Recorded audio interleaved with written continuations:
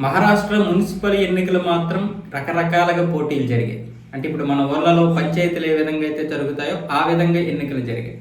అంటే కూటములతో సంబంధం లేకుండా కొన్ని చోట్ల కలిసి కొన్ని చోట్ల ప్రత్యర్థులుగా పోటీ చేసినటువంటి సందర్భాలు.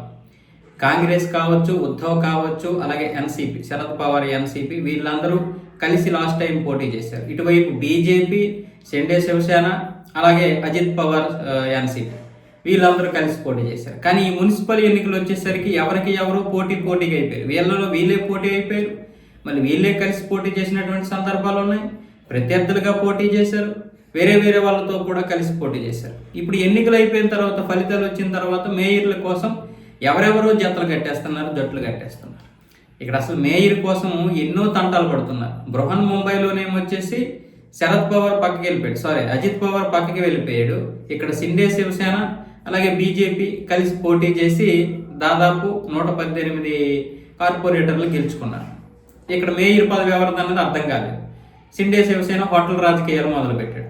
దానివల్ల ఉద్ధవ్ ఠాక్రేతో వీళ్ళు జతకట్టారు. ఉద్ధవ్ ఠాక్రే ఏం చేస్తున్నాడు, వీళ్ళకి సపోర్ట్ చేయడం కాదు, డైరెక్ట్గా ఆపరేషన్ ఆబ్సెంట్ మొదలుపెట్టాడు. అంటే ఆ రోజు ఏదైతే తీర్మానం ప్రవేశపెడతారో ఆ రోజు ఏమొచ్చేసి ఓటింగ్, అంటే మేయర్ కోసం ఓటింగ్ ఇచ్చేసినప్పుడు ఉద్ధవ్ ఠాక్రేకి చెందినటువంటి కార్పొరేటర్లు 65 మంది వెళ్ళరు. దానివల్ల బీజేపీ గెలుస్తుంది. ఆ విధంగా షిండే శివసేనకి చెక్ పెడితే ఇక్కడ బృహన్ ముంబైలో ఇప్పుడు ఇక్కడ ఉంది కదా కళ్యాణ్ డోంబిలివి. ఈ కళ్యాణ్ డోంబిలివి ఏమొచ్చేసి ఇక్కడ బీజేపీ, షిండే శివసేన సపరేట్గా పోటీ చేశారు. ఇద్దరు హోరాహోరీగా పోటీ చేసుకున్నారు.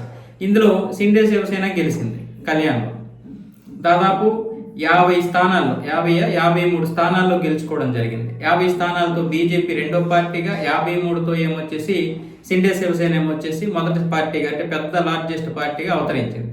అయితే ఇప్పుడు బీజేపీ ఈ రెండు కలిసి పోటీ చేసి సపరేట్ పోటీ చేసాయి కాబట్టి ఇక్కడ మేయర్ పదవి కోసం తీవ్రంగా పోటీ జరుగుతుంది. ఈ మేయర్ పదవి ఏమొచ్చేసి అటు ఉద్ధవ్ ఠాక్రేతో కలిసి పోటీ చేసినటువంటి రాజ్ ఠాక్రేకి 5 కార్పొరేటర్లు వచ్చాయి.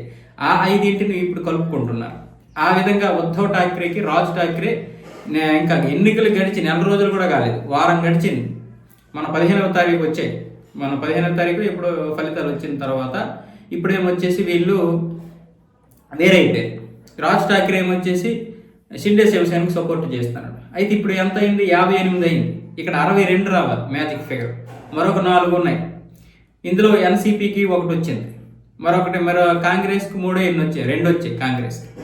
కాబట్టి ఈ విధంగా ఇవన్నీ చూసుకున్నట్లయితే ఒక మేయర్గా బీజేపీని కాకుండా మిగతా పార్టీలు కలుపుకుంటే మేయర్గా వేయొచ్చు. ఇక్కడ మేయర్గా షిండే శివసేన ఏర్పాటు అవుతుంది. అప్పుడు ఉద్ధవ్ ఠాక్రేకి బీజేపీకి రెండింటికి షాక్ ఇచ్చినట్టు. ఎందుకంటే బృహన్ ముంబైలో కనుక బీజేపీ తనను కలుపుకోకుండా, తనకు మేయర్ ఇవ్వకుండా ఉద్ధవ్ ఠాక్రేతో చేతులు కలిపినప్పుడు నేను రాజ్ ఠాక్రేతో కలిపితే ఏంటి తప్పు? అలాగే ఉద్ధవ్ ఠాక్రే బీజేపీతో చేతులు కలిపినప్పుడు నేను షిండే శివసేనతో కలిపితే తప్పు ఏంటనేది రాజ్ ఠాక్రే యొక్క ఉద్దేశం. కాబట్టి ఇవన్నీ చూసుకున్నట్లయితే ఈ యొక్క మున్సిపాలిటీలు చాలా ఘోరంగా ఎన్నికలు జరిగాయి. మన ఊర్లో మున్సిపాలిటీ పంచాయతీలు ఏ విధంగా అయితే జరుగుతాయి ఆ విధంగా జరిగాయి.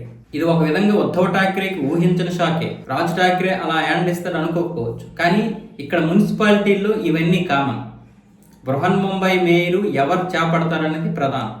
మిగతా తర్వాత ఈ చుట్టుపక్కల ఉన్నటువంటి మున్సిపాలిటీల్లో కూడా ఎవరు మేయర్ అవుతారో వాళ్ళకి గట్టి పట్టు ఉంటుంది ఆర్థికంగా కూడా. అందుకని మేయర్ పదవి కోసం ఇప్పుడు పార్టీలను పక్కన పడేసి కేవలం మేయర్ ఎవరు అవుతారన్నదే ఇప్పుడు వాళ్ళు చూసుకుంటున్నారు.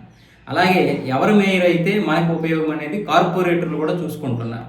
మిగతా పార్టీలు కూడా, తోక పార్టీలు ఇప్పుడు ఈ మేయర్ పదవిని బట్టే బ్రతకాలి వచ్చే 5 సంవత్సరాల వరకు.